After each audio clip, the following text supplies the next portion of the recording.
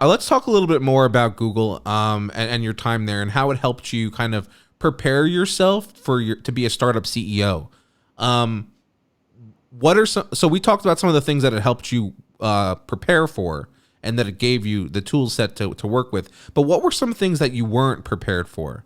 Um, that you kind of had to learn on the fly, that you were feeling a little uncomfortable when you were Well, learning. yeah, I mean that's that's a really good point. It's like when you're at Google, everyone that you give a call to, it's like, of course they would take the call because you're from Google. Now it's like, hey, I'm Haggai, I'm from Google. Can we have like a quick conversation about something? When you leave Google, freaking nobody cares.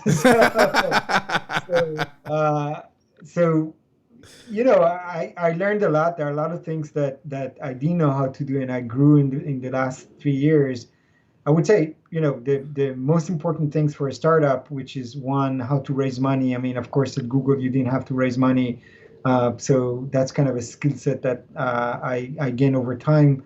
Lucky for us, I picked it up pretty fast. We raised $37 million so far, and the environment now is actually quite favorable for great companies. So Definitely, it's great to raise. valuations are higher than ever at the moment.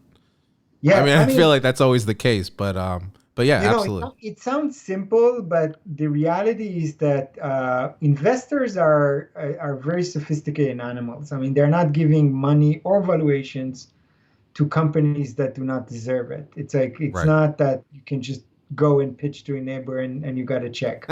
Right. Absolutely. So We are not saying that that's how it works. It absolutely does not. As someone who's raised money myself, I can assure you of that. these guys are very smart. I mean, they're not so that's raising money is one. I mean, second thing that I again, to be honest, I'm still learning and I'm not doing great job, and I still need to do better job is how to sell. It's a kind of it's quite hard. It's You like know, it and certainly for is. all sellers that are listening to the podcast, I mean, it's like I have so much respect to you guys. I mean, it's like selling a product, specifically if the company is an unknown company, nobody knows about it, nobody knows what is revenue execution, who cares about revenue execution. Uh, so sales is a very hard profession, and I'm again, I have a long way to go, but I'm still learning from some of the best sellers on how to convince someone to try our product. And more than that, I think the magic part of sales is how do you work with the customer to create real value for their business? Yeah. Because this is the only way that you can convince someone to spend money on your product is creating real value. Um, and so that's kind of the two main things. I mean, I would say one small thing, like recruiting for a startup is always harder than recruiting for Google. You can probably imagine.